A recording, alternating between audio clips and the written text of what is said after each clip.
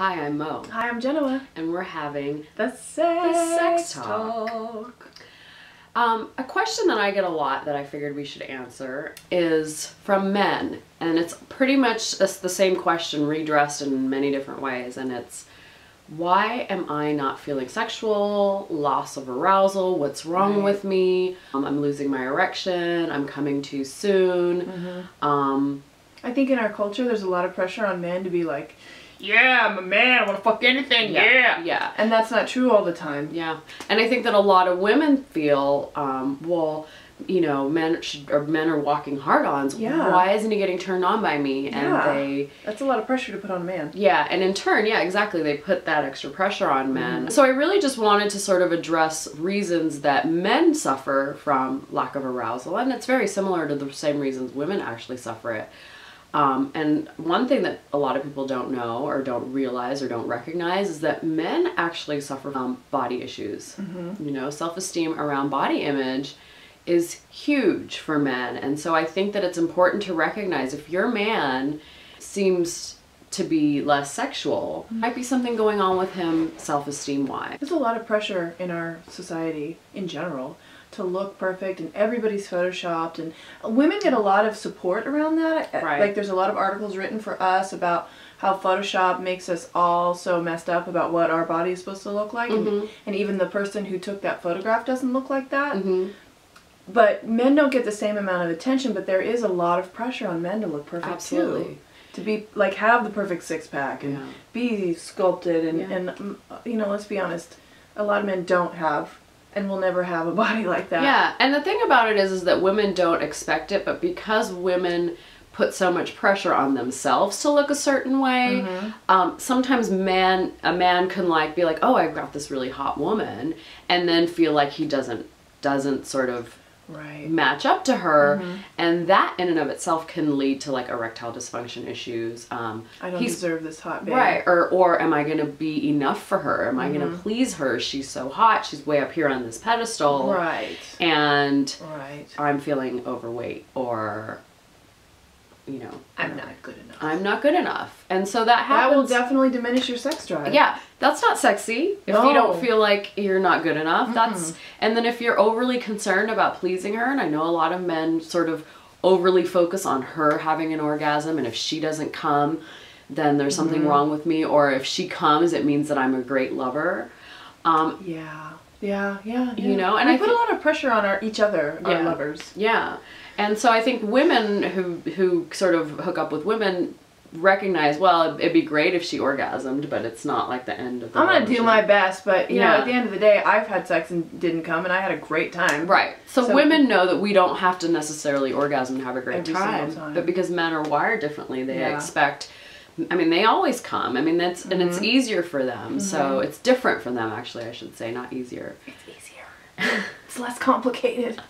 But, you know, so other reasons that, you know, men might suffer from premature ejaculation, which I hate that word. We call it rapid ejaculation, sort of now, is like the more PC term.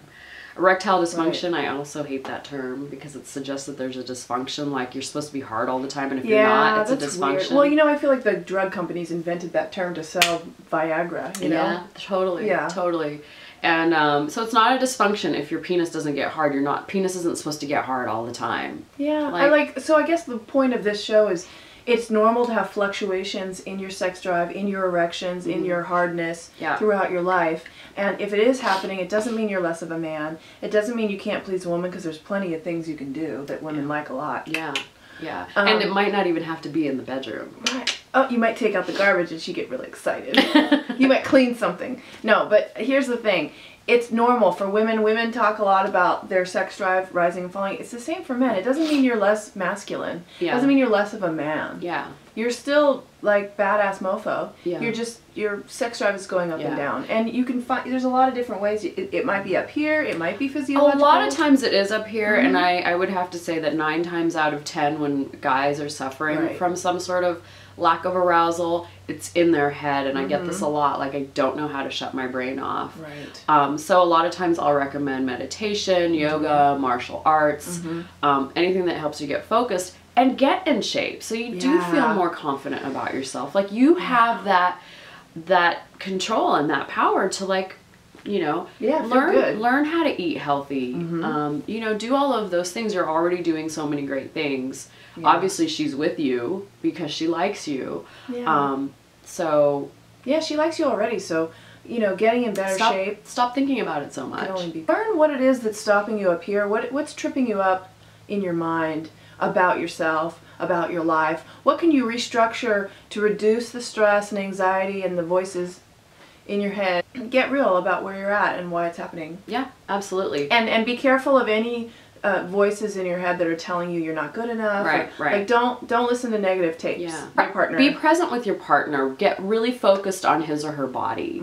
You know, don't be so focused on pleasing him or her. Be more focused on being and exploring his or her body. Right, and also the gay community, I feel like there's a lot of pressure in the gay world for men to look perfect and have the best butt and have a great dick and have great pecs, and that can really start to wear on you after a while and make you feel bad about yourself, because it's a lot of pressure. It's a lot of pressure. I mean, it's pressure for men in general, but in the gay world there's a lot of pressure to look perfect.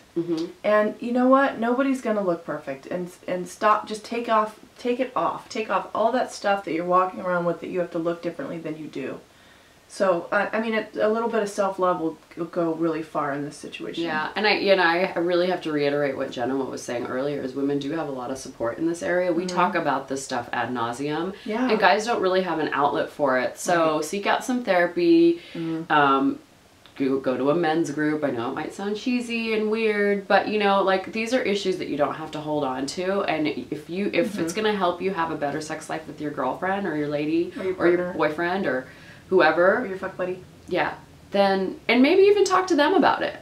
I think that's important too. If you are feeling a dip, they're gonna feel it too, and maybe there's this unspoken stuff now that's causing your sex to deteriorate further because you're not talking about it, and maybe they're taking it on. Ixnay all of at they, and talk. Just immediately talk. Well, it's kind of like that. We did another episode on rejection, so check that one out. But, you know, when you're not feeling your best, you're likely to reject your partner, and then your partner, so it becomes this, like, tumbleweed effect.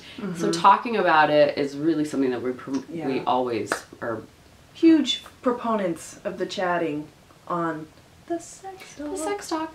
Doot, doot.